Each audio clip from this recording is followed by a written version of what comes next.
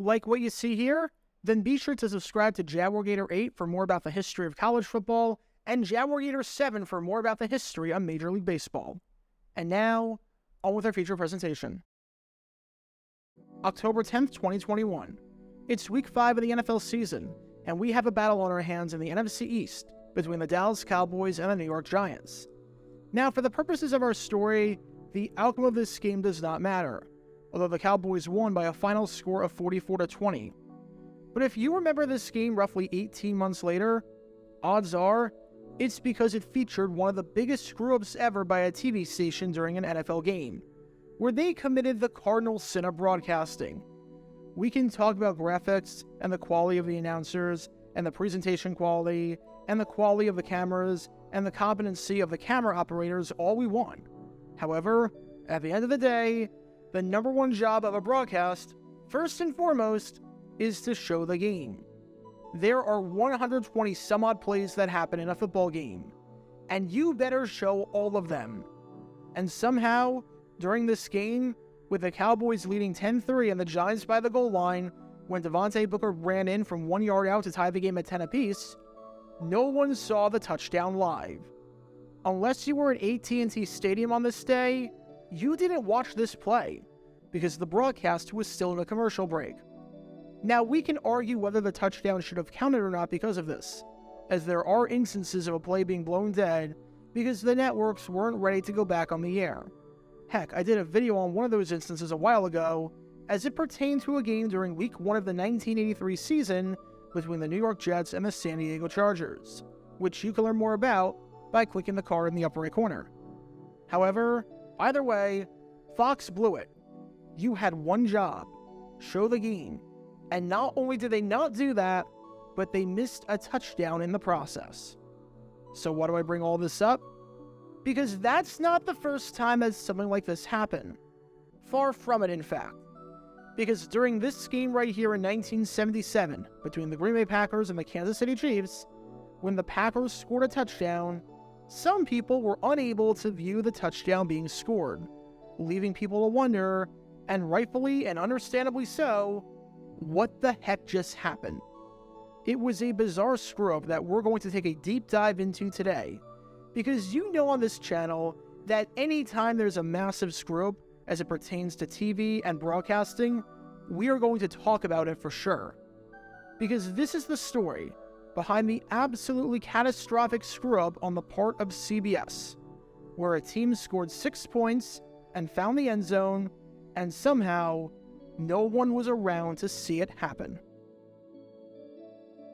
Before I talk about the touchdown that some people didn't get to see, we need some context to understand how this game was going, as well as the importance of the game at hand. It's November 6, 1977. It's Week 8 of the NFL season, and as we're officially in the second half of the year, we have an interconference matchup on our hands at Arrowhead Stadium between the Kansas City Chiefs and the Green Bay Packers. The first time these two teams played against each other, it was in Super Bowl I, as the first ever battle between the AFL and the NFL that counted for something. Pretty big deal. This time when they played each other, not so much. In fact, of all the games on the calendar in Week 8, this was probably the least anticipated and the worst one of the bunch. Neither the Chiefs nor the Packers were any good in 1977, and that's putting it lightly. The Chiefs were 1-6 and had just fired their head coach, Paul Wiggin, meaning that they were going into this game with an interim head coach making his debut, Tom Bettis. And the Packers entered this one at 2-5, and were coming off of an embarrassing 26-0 shutout loss at home against their biggest rival, the Chicago Bears. Both of these teams were near the bottom of the barrel, and had just about no shot at the playoffs. Actually, I shouldn't say that.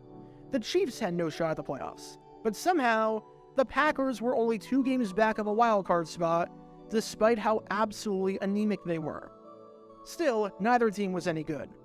The Chiefs have the second worst defense in the NFL, having allowed 181 points through 7 games, coming out to just under 26 points per game, and they had the worst point differential in the NFL at -88, while the Packers have the second worst offense in the NFL, having scored just 67 points for an average of 9.6 points per game, and with the team having averaged 6.6 points per game over their last 5, which means that if you scored a touchdown and kicked an extra point, and you did nothing else the rest of the game, you would have raised Green Bay's average over their last 5.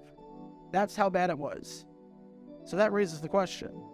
What happens when a completely stoppable force meets a completely movable object? Well, in this case, as you can tell from these highlights, it looked like the movable object was winning, as midway through the fourth quarter, it was the Chiefs, in front of their home fans and in Tom Bettis' first game ever as a head coach, who led it 17-3. Green Bay's offense seemed like it was going to get a lifeline going up against the second worst defense in football. And yet, here they were, still struggling to do anything of note. They averaged just 3.1 yards per play. They had under 200 yards of total offense. And on 31 passing plays, they only picked up 115 net passing yards, meaning that they only averaged somewhere in the ballpark of 3.7 yards per dropback. That is absolutely abysmal. However, as bad as this game was looking for the Packers, especially with their touchdown drought at 8 quarters, having scored just 3 points in that stretch, with their struggles in the fourth quarter, having not scored a fourth quarter touchdown all year, and especially with the team having scored just 1 touchdown in their last 17 quarters of action, dating all the way back to the second half of their Week 4 game against the Cincinnati Bengals, there was at least one bright spot in this game.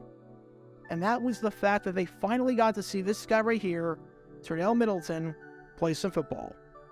After a solid career at Memphis, Middleton got drafted by the St. Louis Cardinals in the 3rd round of the 1977 NFL Draft. However, he never played it down in the regular season with the Cardinals, as he was traded to the Green Bay Packers. And while the training wheels were kept on him for the first half of the season, with Middleton getting just about no playing time whatsoever, having just 1 carry on the year, finally, in this game against the Chiefs, head coach Bart Starr finally decided to showcase him. And at least at times in this game, we saw flashes of what would eventually become a Pro Bowl running back during the 1978 season. In this game against the Chiefs, he got 14 carries, and while he only had 49 yards on those attempts, picking up a rather pedestrian 3.5 yards per carry, he had his moments of greatness, including a 16-yard run at one point. Plus, on just about every run, Middleton was able to plow his body forward, keep his legs churning, and make himself tough to bring down. And Middleton felt good about it, saying I'm getting to play, it was really fresh for me. I had butterflies, but I said I'd make the best of it. I felt I ran pretty good, but maybe I wasn't consistent enough. All that will come to me, though, when I get more playing time. But you know what felt better than the 14 carries he got? The 1 touchdown he scored. Because midway through the fourth quarter, with the Packers trailing 17-3, it finally happened. The Packers, after waiting half the season, finally scored a fourth quarter touchdown. They got the spark that they were looking for. And if you were watching this game, you had 2 completely different experiences with this touchdown. For some of the country, the touchdown looked like this. Odom takes it at the 3-yard line. He's back to the 10. Now on a reverse, Middleton has it. Oh, yes he does. He's at the 30, 35, Middleton at the 50. Down the sideline, and Middleton is gone all the way. Middleton has gone all the way for the Green Bay Packers. Odom handing it off on a reverse to Middleton on the kickoff. Beautiful, beautiful play. 97 yards. And for some of the viewers, well, it looks something like this. We're in an energy-based economy. I specialize in energy and tell people what's happening. You try and put out the most concise and accurate reports that you can. The major problem is getting to the essence and explaining it clearly and concisely. The thing I like most about my job is being able to work with people. To bring something to people that they don't have. Contact 6 tries to help everybody that writes to us. We're interested in amateurs as well as our fine professional teams. We like to show people what they can do by themselves in the world of Gone all the way for the Green Bay Packers. Odom handing it off. Seriously, after waiting 2 months to score a fourth quarter touchdown, and after seeing their team score 1 touchdown in the last 17 quarters, the one time the Packers finally show some signs of life and find the end zone, one of the TV stations completely misses it.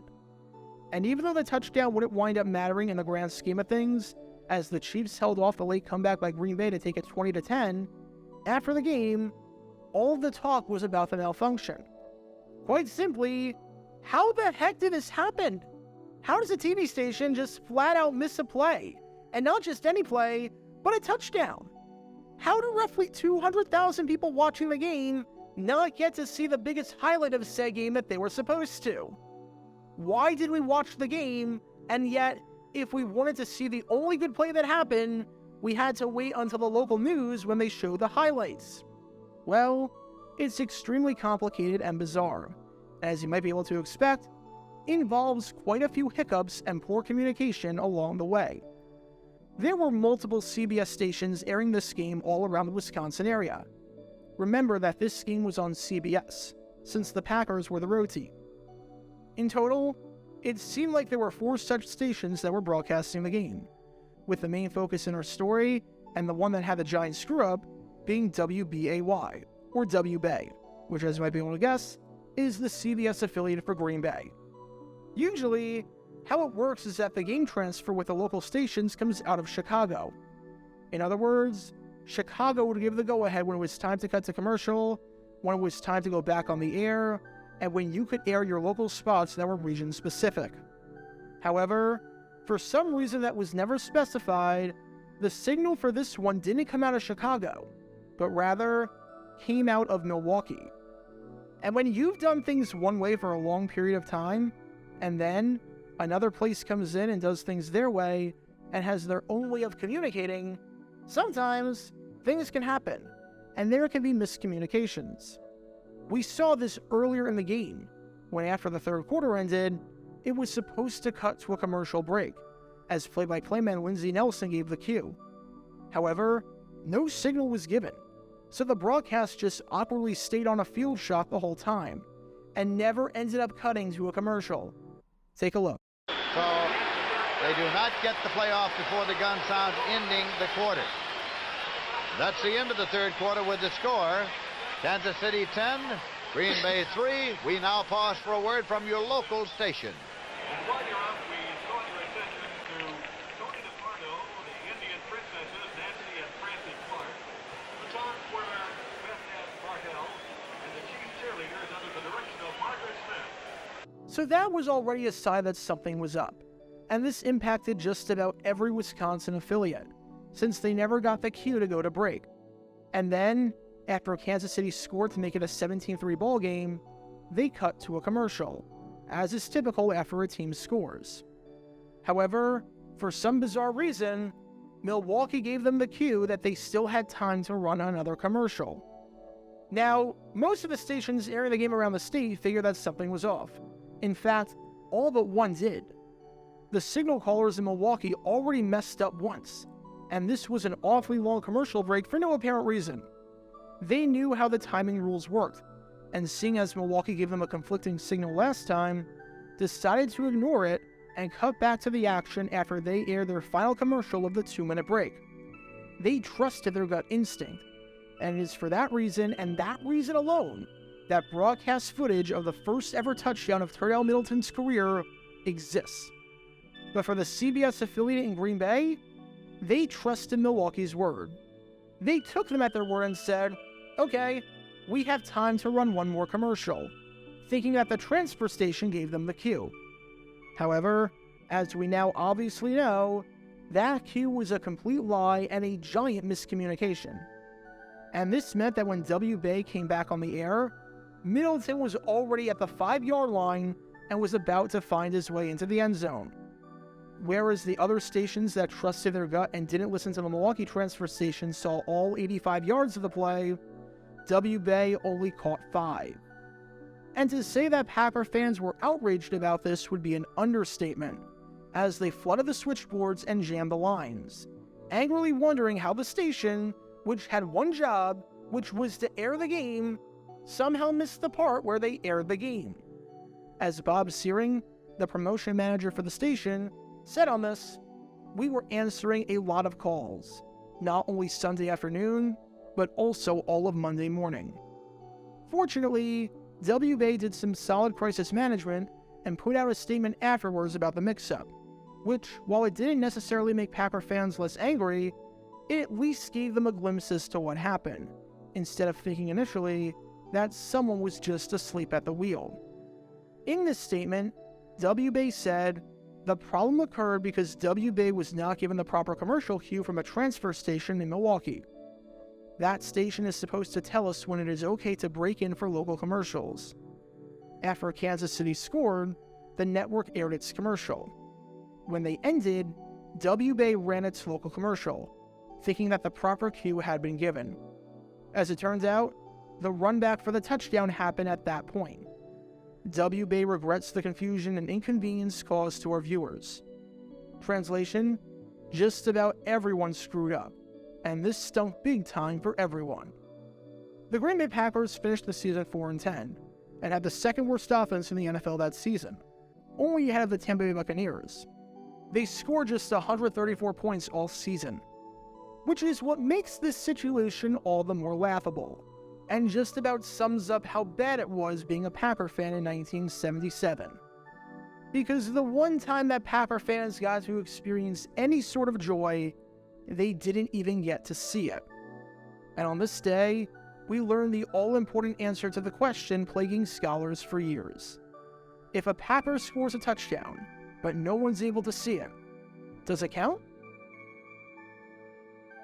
Get your official Jaguar Gear 9 merchandise by going to jj9shop.com, and be sure to like and subscribe, as it really helps the channel out a lot.